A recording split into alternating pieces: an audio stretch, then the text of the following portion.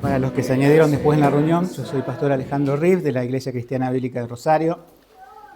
Hemos estado apoyando aquí esta iglesia por más de 4 años y hoy es un día especial, si bien este es el culto de adoración a Dios y vamos a tener la prédica de su palabra, pero también después del culto vamos a tener el ordenamiento o reconocimiento oficial de los 2 pastores de esta iglesia.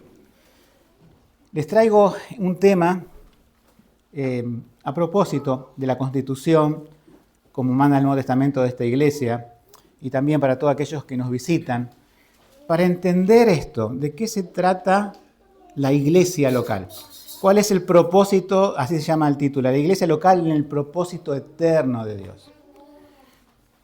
Lo que hemos leído, y les invito a que tengan abierto ahí en Efesios 3, 8 al 13, que vamos a volver sobre eso.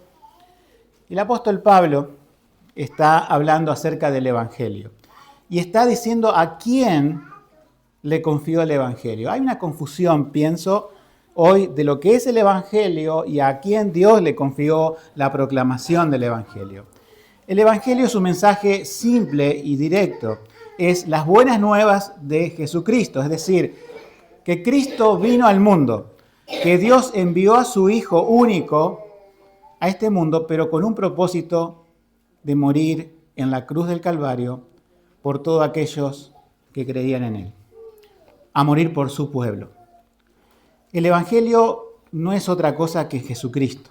Hoy a veces el Evangelio tiene en muchos lugares otro tipo de condimentos, pero es simplemente predicar de Jesús, decirle al hombre que es pecador, decirle que Dios es su creador y que están enemistados por el pecado, pero que hay una reconciliación si cree y se arrepiente de sus pecados, si cree en el Señor Jesucristo y su obra en la cruz. Ese es el mensaje del Evangelio. Ahora, ese mensaje del Evangelio es glorioso, según lo que nos dice Pablo. Y ese mensaje del Evangelio, hay una confusión hoy acerca de a quién se le encarga el mensaje. Muchas personas yo veo que se levantan, eso ha ocurrido no solamente en este siglo XXI, sino en todas las épocas, gente que no tiene iglesia, gente que se le ocurre decir, yo voy a ser un vocero de Dios, voy a predicar porque así lo siento.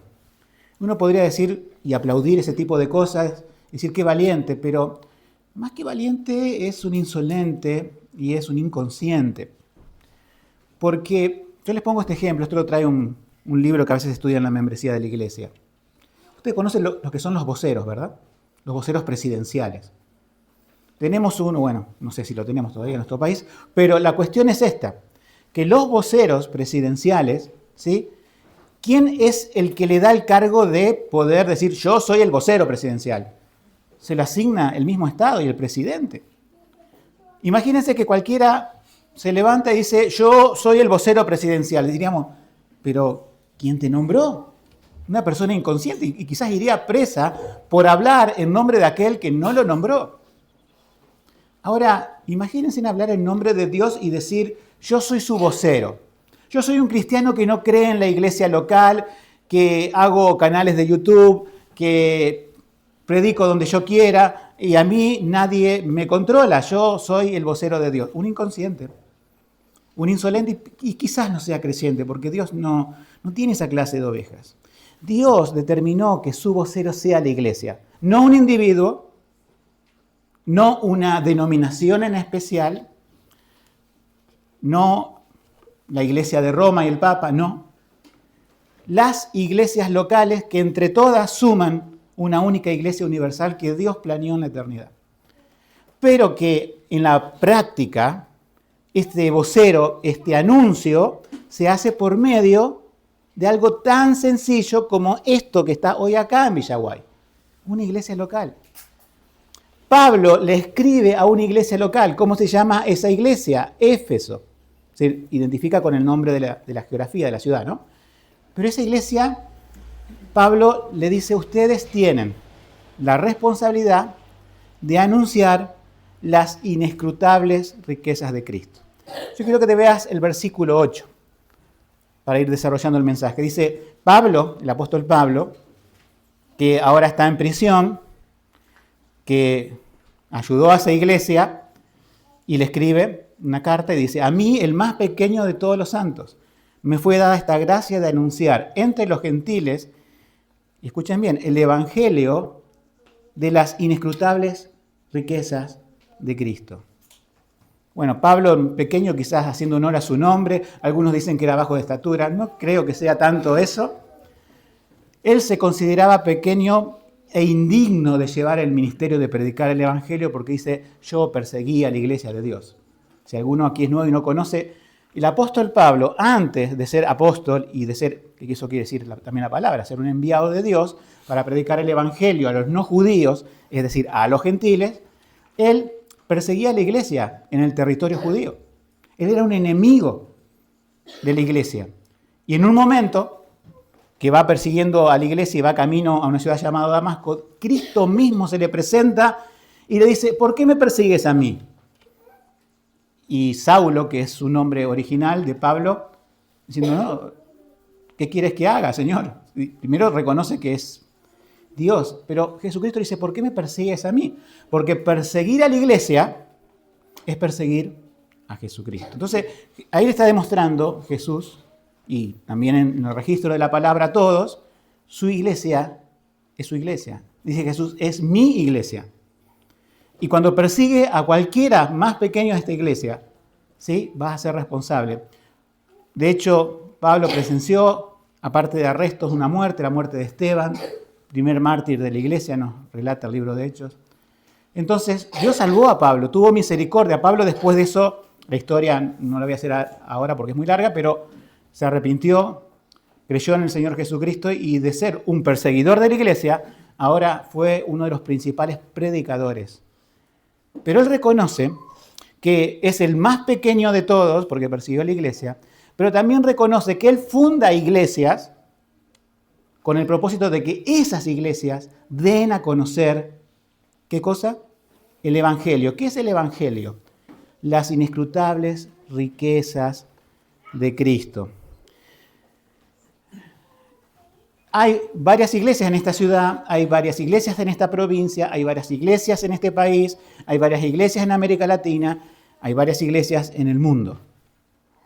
La pregunta es esta: esas iglesias, o que se llaman iglesias, ¿tienen como tema central el evangelio? Porque el evangelio, para muchos, si yo le pregunto a cualquiera en la calle, a veces salimos a hacer trabajo de evangelización y preguntamos a veces una definición del evangelio. Y hay mucha gente evangélica, te encontrás en la calle, gente por ahí atea, gente que no conoce a Dios, gente que está enojada con Dios, pero también evangélicos. Y a veces no saben definir lo que es el evangelio. El evangelio, hoy muchas personas, ¿no es cierto?, piensan que es: a ver, voy a una iglesia, a ver qué me puede ofrecer la iglesia, qué provecho puedo tener, ¿puede mejorar mis cosas personales? ¿Puede mejorar mi matrimonio? ¿Puedo conseguir trabajo? ¿Puedo comprar la casa que quiero? Mucha gente se acerca a la iglesia con eso y la Biblia te presenta las inescrutables riquezas de Jesucristo. Otras veces la gente se acerca a la iglesia por temas sentimentales: estoy solo, me siento solo, quiero estar acompañado. La Biblia te pone las inescrutables riquezas de Jesucristo. Otra gente dice: bueno, voy a conseguir novio o novia en la iglesia. La Biblia te pone las inescrutables riquezas de Jesucristo. Es Él, es Jesucristo. Y este púlpito es utilizado para presentar eso y no otra cosa. Y si algún otro púlpito es utilizado para presentar otra cosa que no sea las riquezas inescrutables de Jesucristo, no son enviados de Dios y son mentirosos. La iglesia está levantada para que cada miembro dé a conocer a esta ciudad a Jesucristo.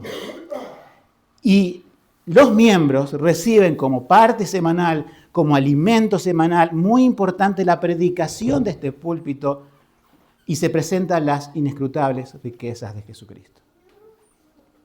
Dejemos que otros anuncien cualquier otra cosa, que le prometan a la gente mejoría en este mundo, que les dé una especie de terapia que no lo va a salvar, que no lo va a sacar de la condenación del infierno, que los va a entretener, que les va a presentar un camino falso de salvación. Pero que esta iglesia presente las inescrutables. Inescrutables quiere decir que es inabarcable, no incomprensible. Se comprende el Evangelio, pero que es inagotable. Y las riquezas no son materiales, son espirituales. Son las riquezas de Jesucristo. El gran problema de la iglesia hoy es casi una mala interpretación del Antiguo Testamento.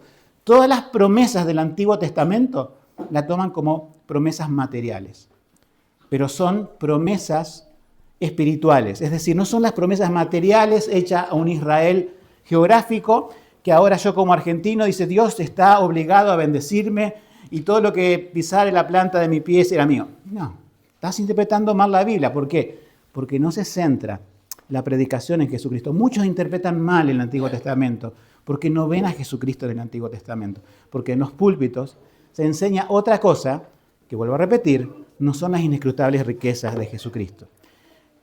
En el versículo 8 nos dice que Pablo está llamado a eso, a llevar ese evangelio. Y en el versículo 9, fíjate lo que dice. Y de aclarar.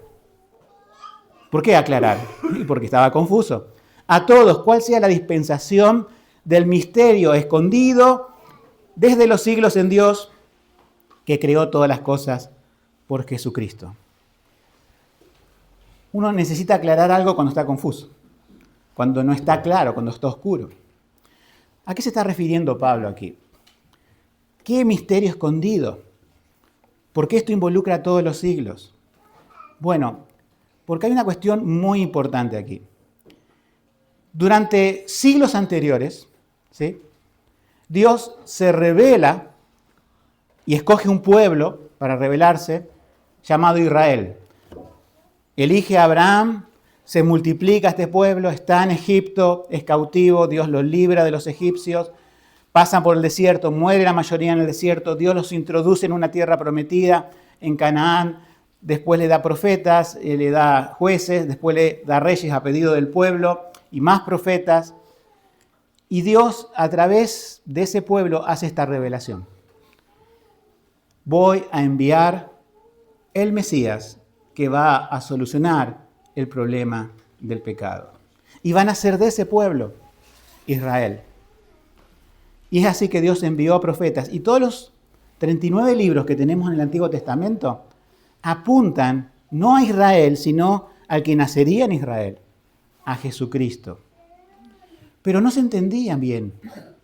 Había sacrificios en un templo y decían, esa sangre que se derrama de esos animales va a representar la sangre del Mesías. Y no todos lo entendían. Iban al templo quizás una vez al año en Jerusalén, veían los sacrificios, pero no lo relacionaban con el Mesías.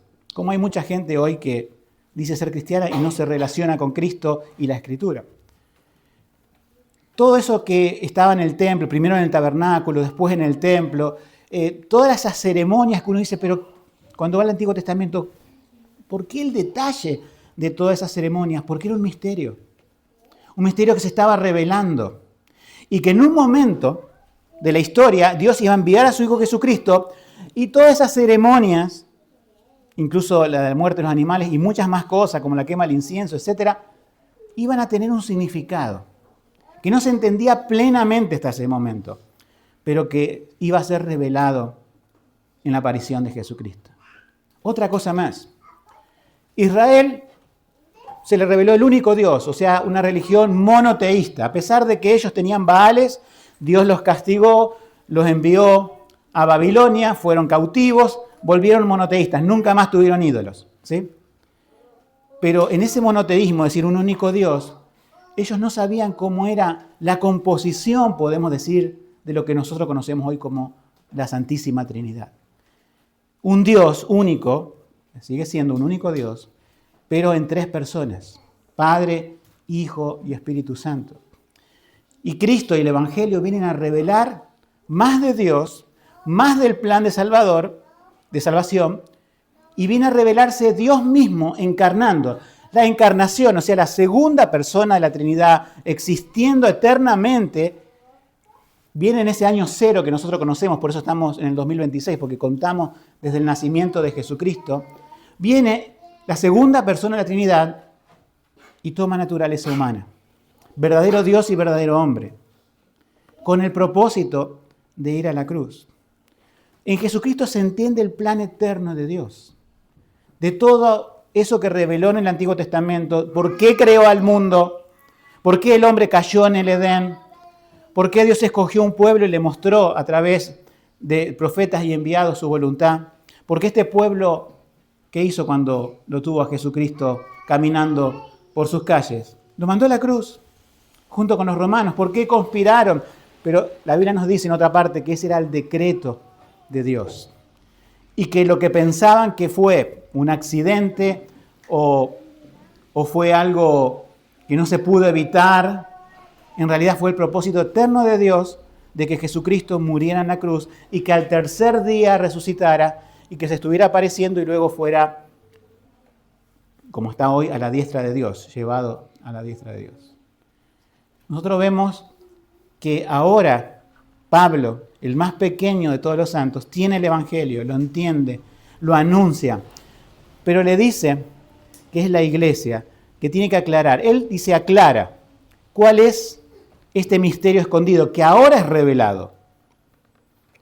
Y agrega, por Jesucristo que creó todas las cosas. No sé qué versión de la Biblia trajiste, si trajiste 60, Reina Valera, no está esa frase. Está en el original de la Biblia, está en la versión de Sociedad Bíblica Trinitaria, que creó todas las cosas por Jesucristo, como también, bueno, nos dicen otra porción de la Escritura, como Colosenses 1:16, porque por Él fueron creadas todas las cosas que están en los cielos, las que están en la tierra, visibles e invisibles, sean tronos, sean señoríos, sean principados, sean potestades. Todo fue creado por medio de Él y para Él. Está hablando de Jesús. Por medio de Él y para Él. Entonces, el apóstol está diciendo, yo les revelo a ustedes este misterio que ya no es misterio. Jesús vino al mundo. Jesús murió por los pecadores, de los cuales yo soy el primero, decía el apóstol Pablo. Ahora, ¿quiénes van a seguir estos? ¿Quiénes van a seguir anunciando? Ustedes sabrán que Jesucristo eligió 12 apóstoles. Uno lo traicionó, que se llama Judas, se ahorcó. Enseguida, después de la resurrección de Cristo y su ascensión, los discípulos dijeron, bueno, tenemos que reemplazarlo. Eligieron a un tal Matías. Pero Dios eligió para los gentiles, es decir, para los no judíos, un apóstol para que les predicara. Y este es Pablo. Y dice que se le apareció como el último a él. Usa una palabra, no importa. Se le apareció como el último para anunciar a los gentiles. Y Dios ya no tiene más apóstoles. El último apóstol, supuestamente por la edad que tenía, que murió era Juan, el que llegó a más edad. Pero no hay más apóstoles. O sea, Dios no usa para anunciar, ¿sí?, este misterio de Cristo ahora revelado a una persona. No usa, como digo, al Papa de Roma. Está descalificado por la palabra de Dios. Fue enfrentado en la Reforma no solamente como un falso predicador, sino como un anticristo. Así dicen las confesiones de fe reformada. El Papa es el anticristo. Pero dice la Biblia, hay muchos anticristos. Y son aquellos que se toman en sí mismos, sean pastores, profetas o apóstoles modernos, que dicen, yo soy el vocero de Dios porque Dios me envió a mí. Hoy vamos en esta iglesia a reconocer pastores. Pero porque la palabra lo exige, no porque se autoproclamaron, porque una congregación los eligió. Y porque Dios, repito, lo que nos muestra este pasaje y otros pasajes de la Escritura, es que eligió a la iglesia para ser su vocero, no una persona. Y como digo, cada iglesia local en cada parte del mundo tiene esta responsabilidad. Pero sigamos leyendo porque hay algo más asombroso todavía. Yo cuando esto se lee a primera vista, a lo mejor no se entiende, el versículo 10, de lo que está diciendo el versículo 10. Hace nuevamente como una descripción del Evangelio llamándolo la multiforme sabiduría de Dios. Dice, para que la multiforme sabiduría de Dios sea ahora dada a conocer por medio de ¿quién? De la iglesia. Pero fíjense en a quién. A los principados y potestades, ¿dónde? En los lugares celestiales. O sea, habiendo identificado que el sujeto es la iglesia, y para hacerlo práctico, es una iglesia local y puede ser cualquiera, acá en Villaguay o en cualquier otro lugar, siempre y cuando tenga la Escritura como base para el Evangelio, ¿no? Pero ¿a quién se lo anuncian de esta forma? Uno diría, bueno, para que se anuncie al mundo. Sí, obviamente, esto se incluye, ir por todo el mundo, predicar el Evangelio. Pero dice a los principados y potestades. Uno, si leería así nomás, podría pensar, bueno, la iglesia está predicando para que los presidentes se den cuenta, para que los reyes de la antigüedad se den cuenta. No, no se refiere a los reyes, ni a presidentes, ni a nada por el estilo. A ver, dice potestades, pero también otro versículo dice la potestad del aire y Satanás es el príncipe de este aire, es a los demonios. No, no es a los demonios. No está hablando de una audiencia celestial, lugares celestiales. Cuando uno se pone a pensar esto diciendo, a ver, pero, Señor, ¿qué quiere decir este versículo? ¿Cómo que la iglesia le está mostrando, cuando predica el Evangelio, algo a los ángeles? Es porque Dios lo determinó así. Los ángeles quieren mirar las cosas de la salvación. Dice que hay fiesta en los cielos cuando un pecador se arrepiente. ¿Cómo sabes vos cuando un pecador se arrepiente? Bueno, creyó en Jesús, se arrepintió, pero después resulta que lo haces miembro de la iglesia, lo bautizaste, lo haces miembro de la iglesia, y después se va al mundo y peca y decís, bueno, nunca fue un hijo o una hija de Dios el que hizo eso. Pero ellos pueden ver otra cosa mucho más profunda y espiritualmente. Yo digo a veces, ¿cómo lo verán ellos? No lo sé. Pero si estamos muertos en delitos y pecados y estamos oscuros por dentro y Dios viene y nos salva, enciende una luz. Y ellos ven ese encendimiento de luz. Ellos festejan cuando hay un pecador que se arrepiente. Imagínense que si fuera como nosotros nos alegramos, después la persona no era creyente, pero a ellos no los engañaron. A los ángeles no los engañaron. Y ellos desean mirar. O sea, Dios puso ángeles, les explico, le dirá Dios, hasta cierto punto. Ustedes van a tener que ver cómo se desarrolla el propósito eterno escondido en Jesucristo. Es muy raro que una audiencia angelical sea puesta en este versículo. El libro de los Hebreos nos dice que cuando Dios introduce a Jesucristo, o sea, para que encarne, ¿no es cierto?, la segunda persona de la Trinidad viene a este mundo, ¿sí? Dice, adórenlo todos los ángeles de Dios. Nosotros no pudimos ver eso. Lo que nos relata en la Escritura es que simplemente, ¿sí?, hubo una mujer joven llamada María, que Dios, en su milagro por el Espíritu Santo, concibió en su vientre. Silencioso, nadie sabía. José se sorprende.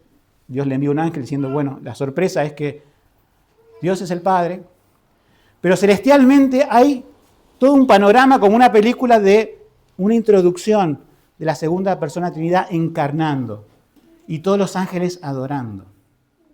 Después vemos millares de ángeles cantando gloria a Dios en las alturas ya cuando nace, cuando es el alumbramiento en Belén. O sea que los ángeles conocen muchas cosas, pero aún Dios les dice, pongo a la iglesia, y ustedes saben lo que es una vidriera, ¿verdad? Escaparate, vidriera. Toda ciudad tiene su centro comercial, ¿no? Donde se ponen en vidriera todo lo que vende cada comercio. Hoy los identificás por lo que tiene detrás del vidrio, ¿no? Y depende de la ciudad, hay gente que le gusta mirar vidrieras y recorre, va y viene.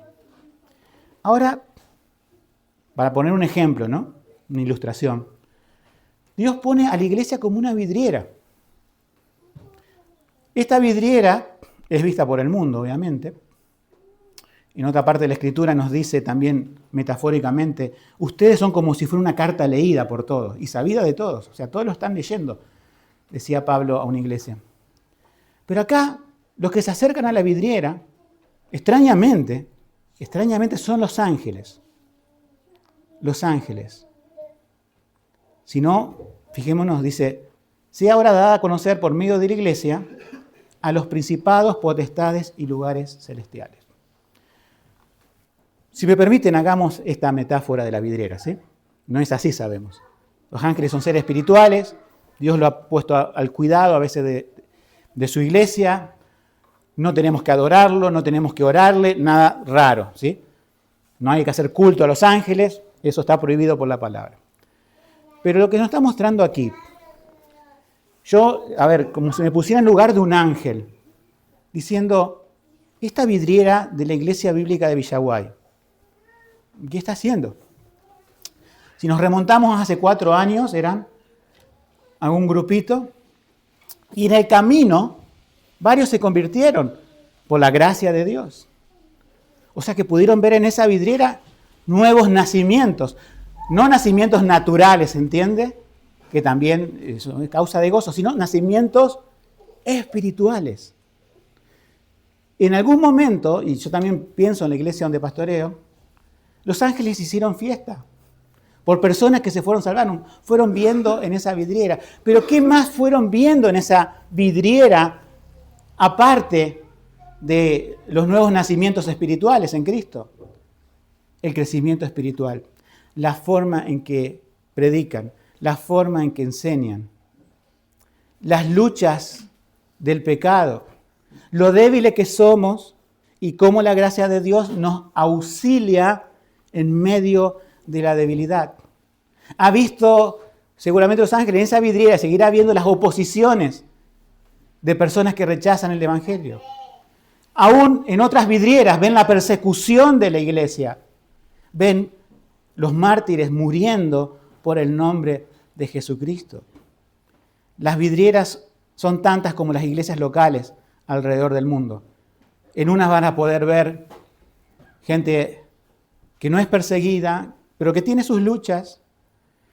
Pero sobre todo, en cada una de esas vidrieras, ¿sí?, se predica, ¿qué cosa? Las inescrutables riquezas de Cristo. Cristo es el tema principal en cada vidriera. Ahora, ¿hay falsas vidrieras? Sí, los ángeles las saben identificar perfectamente.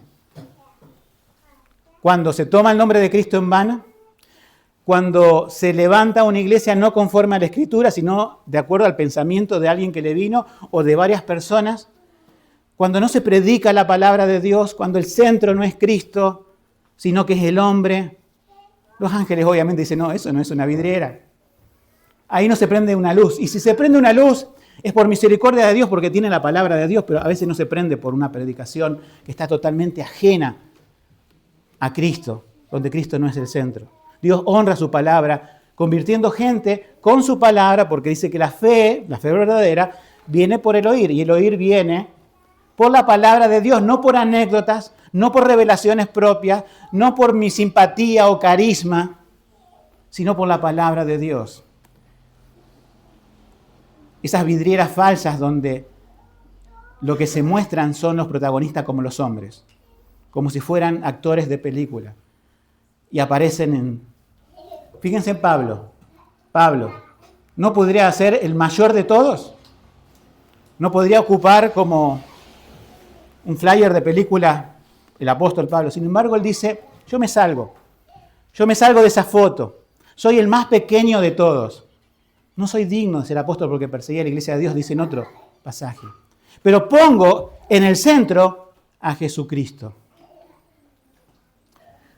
Lo que los ángeles ven en una verdadera vidriera espiritual de una iglesia constituida según las normas del Nuevo Testamento es gente débil, pero ve a Jesucristo en el medio. Apocalipsis nos dice, yo soy el que me paseo en medio de esas iglesias. Jesucristo está allí. Detrás están los pastores, los diáconos, la congregación, como así agarrada de la mano, pero Jesucristo está ahí. Él es exaltado, de Él pertenecen las riquezas. Él es el que dio todo por la iglesia, es el que la compró y el que la va a sostener hasta el final, porque dice, las puertas del infierno no van a prevalecer contra la iglesia. Los ángeles ven en esa vidriera que Satanás le tira con todo, pero Jesucristo protege a su iglesia. Parece como que la vidriera se vacía cuando Satanás, instigando a gobernantes y como ha hecho muchas veces también a turbas de gente, mata a los cristianos, los persigue y nuevamente vuelven a crecer. Cuando esa vidriera que está Jesucristo y su palabra creen haber exterminado la Biblia quemándola toda. Han prohibido traducciones de la Biblia, han prohibido ahora impresiones de la Biblia. Y la vidriera otra vez se vuelve a rearmar. No falta stock, no queda vacía. Y los ángeles dicen, ¿qué hacen los ángeles? ¿Aplauden a nosotros? No. Adoran a aquel que vive por los siglos, a Jesucristo. Se hace un silencio en los cielos en Apocalipsis, como muchos silencios habrá, para adorar a aquel que vive por siempre. Nosotros estaremos un día con ellos adorando. Ellos se asombran de lo que hacemos, uno nunca lo piensa así. Pero en realidad, esta vidriera la ven ellos, pero no es enteramente para ellos. Es la forma en que Dios tiene para mostrar al mundo a Jesucristo. Esa es un peso mayor. Si ya me cohibían los ángeles viendo, tendría que pesarnos en nuestro corazón, en nuestra mente, diciendo, nosotros llevamos el Evangelio en palabra y en vida y en acto. Esa es la vidriera. No vale solamente predicar. Si con nuestra vida desmentimos lo que predicamos. Podemos predicar bien y vivir muy mal, ¿sí? Sino que ese es el desafío, hermanos, para cada una de las iglesias locales. Yo siempre tengo este dicho, ¿no? Y lo repito, muchos lo conocen. ¿Cómo salimos en la foto? Quizá hoy saquemos alguna foto, ¿verdad? Uno trata de salir bien en la foto, ¿verdad? No le gusta salir con los ojos cerrados, ni con algo torcido, ni con la, no sé. No le gusta salir mal en la foto. ¿Y en la espiritual? Siempre tenemos que preguntarnos como iglesia, Señor, ¿cómo estamos en la foto? Según tu palabra, ¿cómo deberíamos vernos? ¿Qué deberíamos tener? Miren, hermanos, siempre vamos a pensar, estamos saliendo mal en la foto, pero también el Señor tiene misericordia de nosotros. Y de alguna forma Él se las arregla para que su iglesia, ¿sí?, glorifique su nombre y muestre. También el Señor ha cerrado iglesias. ¿Recuerdan el Apocalipsis diciendo, arrepiéntete? Porque si no, voy a venir y voy a quitar mi aprobación, que es el candelabro, de su lugar. Muchas iglesias se abren hoy, muchas iglesias se cierran. Algunas se cierran no porque Dios las cierre, sino por hechos en la soberana voluntad de Dios, que Dios ha decidido así, pero no por una falla de la iglesia, pero otras sí, ¿sí? Hay iglesias que han llegado, no sé, gente a mayor. He visto iglesias cerrarse porque se murieron todos, básicamente. Hubo un problema de evangelización, obviamente, ahí. Pero otras iglesias se han cerrado por mal testimonio, por peleas, por divisiones. Y la vidriera no quedó bonita. Dios trata particularmente con la salvación de cada uno. Pero eclesialmente está siempre la advertencia. Puedo llegar a quitar mi aprobación como iglesia, el candelero de su lugar. Siguiendo en el texto, el versículo 11 dice, conforme al propósito eterno que hizo en Cristo Jesús, Señor nuestro. Para cerrar esta idea, ¿no es cierto?, de la vidriera, es el propósito eterno. Mucha gente está desilusionada de la iglesia, ¿verdad? Otros no, pero mucha gente sí, yo lo percibo a diario, a veces cuando hablamos con alguna persona, no, la iglesia a mí me hirió, entonces no quiero saber más nada con la iglesia, no creo en la iglesia. Pero no se puede hacer una doctrina de eso, una enseñanza de eso, porque es el propósito eterno de Dios. Supongamos, Dios cuando creó este mundo, en su propósito también, planeado en la eternidad, ¿qué puso en el jardín del Edén? Un hombre y una mujer. Y Él fue el que los casó, el que los presentó, el que los unió. Dios lo unió. Por lo tanto, el propósito de Dios es el matrimonio, ¿verdad? Pero hoy mucha gente también reacciona de esa misma manera. Fueron heridos sentimentalmente, tuvieron una mala experiencia o de noviazgo, de matrimonio. No creo en el matrimonio, pero sigue siendo el propósito de Dios. Y la iglesia, por más que personas hayan tenido una mala experiencia, no invalida que siga siendo el propósito de Dios. Por lo cual, cualquier persona que no se une a una iglesia porque lo hirió, no está poniendo a Dios por delante, sino sus sentimientos. Y es una persona rebelde, que tiene que arrepentirse de ese pecado y reconocer que la palabra dice: Jesucristo vino a fundar su iglesia. Y Él se va a encargar si alguna iglesia no lo obedece. Y se va a encargar de castigar si algún cristiano verdadero, ¿no es cierto? Estamos hablando, lo desobedece. Pero Jesucristo va a seguir adelante con su iglesia. Y va a seguir cuidando a sus ovejas. O sea que cualquier persona que sea un verdadero creyente, una oveja de Jesucristo, y fue decepcionada, tiene que pensar: no es el fin de la iglesia. La iglesia no se resume a mi experiencia personal ni a la experiencia de otros. La iglesia es de Jesucristo, fue planeada desde la eternidad y va a continuar hasta el fin del mundo. Y tiene que ser una iglesia, para que te añadas a esa iglesia o te unas a la iglesia, una iglesia que anuncie las riquezas de Jesucristo. Si no, quizás vas a seguir decepcionándote. Vamos a los últimos 2 versículos. Como ven, hemos dividido este mensaje 2, 2 y 2. Y estos 2 últimos versículos son la parte final. Dice así: en quien tenemos seguridad y entrada con confianza por medio de la fe en Él. Por lo cual pido que no os desmayéis a causa de mis tribulaciones por vosotros, las cuales son vuestra gloria. Aquí hay una cuestión muy importante: nuestra posición segura. Yo no sé de los que nos acompañan hoy cuántos verdaderamente creen en Jesucristo. Espero que todos, pero si hay alguno que no todavía, o si hay alguno que puede pensar esto, ¿no? O que le han enseñado esto, no lo sé. Tu salvación la vas a perder, tené cuidado. Y le han dicho eso. Yo también, de pequeño, fui a una iglesia, se me predicó el evangelio de arrepentimiento y fe, y por eso fui salvo. Pero se creía en ese lugar, diciendo: cuidado porque vas a perder tu salvación si no seguís ejerciendo la fe y la práctica cristiana. Imagínense que todas las personas que tengan esa idea nunca van a poder dormir tranquilos. Nunca van a saber en qué día perdieron la salvación. Tampoco van a saber si la recuperaron. La perdí, la recuperé, la perdí, la recuperé. Imagínense que Dios hubiese trazado eternamente en su propósito algo así. No sería de Dios. Si es algo del hombre, se puede perder. Muchos dicen: yo soy salvo, pero no creyeron, no hubo una obra del Espíritu Santo en su corazón regeneradora, lo cual lo hizo una nueva criatura, un nuevo corazón, sino que permaneció igual, pero con información acerca de Jesucristo.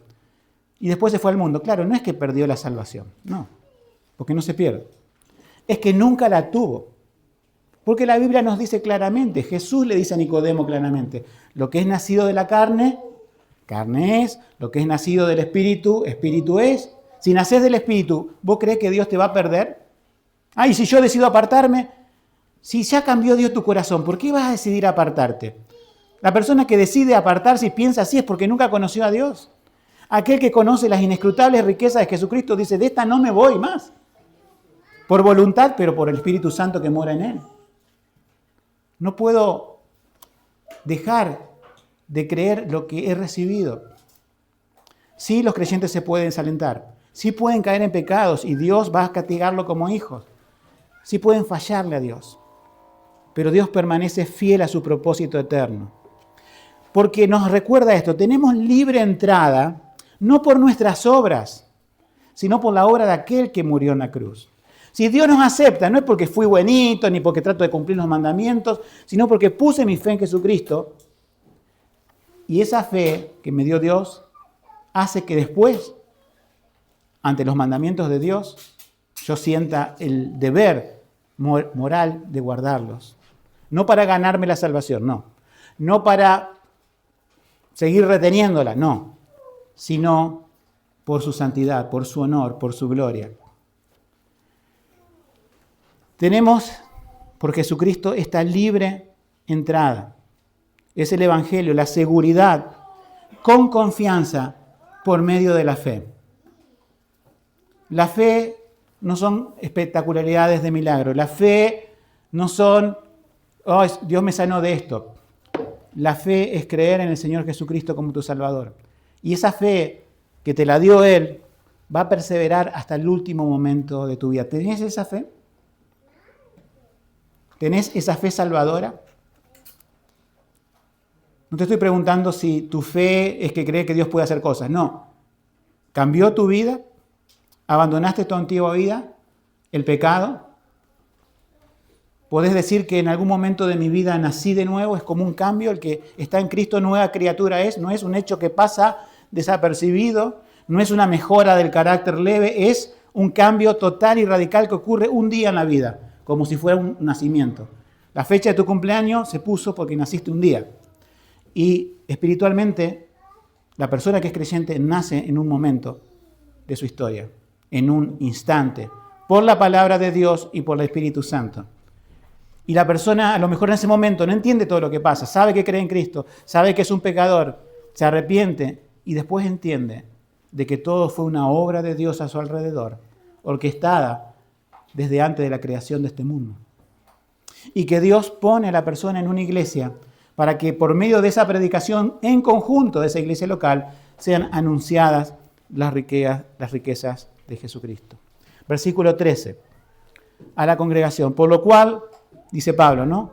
Pido que no desmayéis a causa de mis tribulaciones por vosotros, las cuales son vuestra gloria. Pablo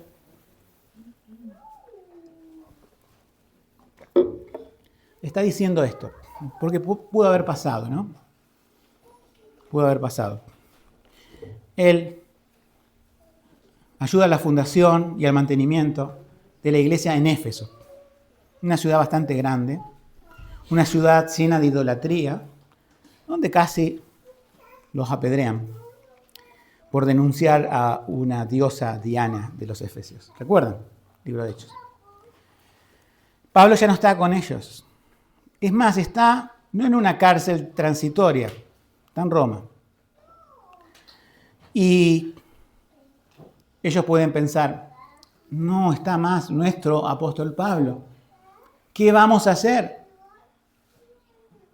Pablo en otras cartas le dice a la iglesia en tal lugar con sus ancianos, o sea, sus pastores, sus diáconos y los miembros. Pablo le dice, no tienen que ser dependientes de mí, sino dependientes de Jesucristo. No desmayen, no se desalienten. Y es más, que lo que le pasa a Pablo, y que seguramente todos intuían que iba a terminar mártir, como fue, decapitado, no sabían la muerte que iba a sufrir, si le iban a arrojar a los leones, lo iban a quemar en la pira o lo iban a decapitar, o ahogar, o todas las cosas que hacía el Imperio Romano, no sabían, pero sabían que iba a ser ofrecido, por así decirlo. Y que Pablo le dice, si muero, que sea vuestra gloria, que sea, recuerden, como el más pequeño de los apóstoles, pero que anunció las cosas más grandes, las inagotables riquezas de Jesucristo. Hermanos, nosotros somos débiles, mucho más pequeños que Pablo. Podemos tener persecuciones, todavía no físicas, algún día llegarán, recuerden siempre eso. Otros hermanos en otros lugares del mundo están siendo perseguidos. Comienzan una iglesia con sus pastores, ¿sí? Ya constituidos. Aquí comienza un desafío grande. Ya estaba el desafío antes, pero ahora es como que le ponemos un sello, como que podemos decir cuando se constituye en una iglesia del Nuevo Testamento, es como decir, estaban de novio, se conocían, llegan al altar y se casan. Ahora están con una iglesia a partir de hoy constituida según las normas del Nuevo Testamento. Por un lado podemos tener miedo, Satanás nos va a atacar. No cabe duda. Pablo le decía a la iglesia, Satanás anda como león rugiente buscando a quien devorar.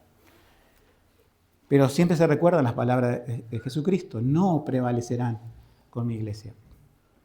Hay un león rugiente que es el diablo acechando a cada iglesia. Pero el león de la tribu de Judá que ha vencido, nos habla Apocalipsis, él ha vencido. Y en él nos amparamos. ¿Quién podrá estar delante de su rugido? Él va delante de la iglesia, va a ir delante de ustedes. Ustedes manténganse humildes.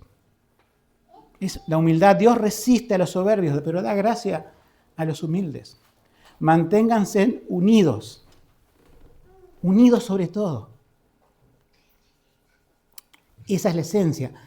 Jesús dijo en Juan 17, Él oró por la unidad de su iglesia, que sean una cosa. Oh Padre, como yo en ti y tú en mí, la Trinidad. Manténganse unidos y manténganse predicando el Evangelio. Y Dios va a ser con ustedes. Que el Señor les bendiga. Vamos a orar. Oh Dios, venimos delante de ti, Señor, mucho más que Pablo reconociendo nuestra debilidad,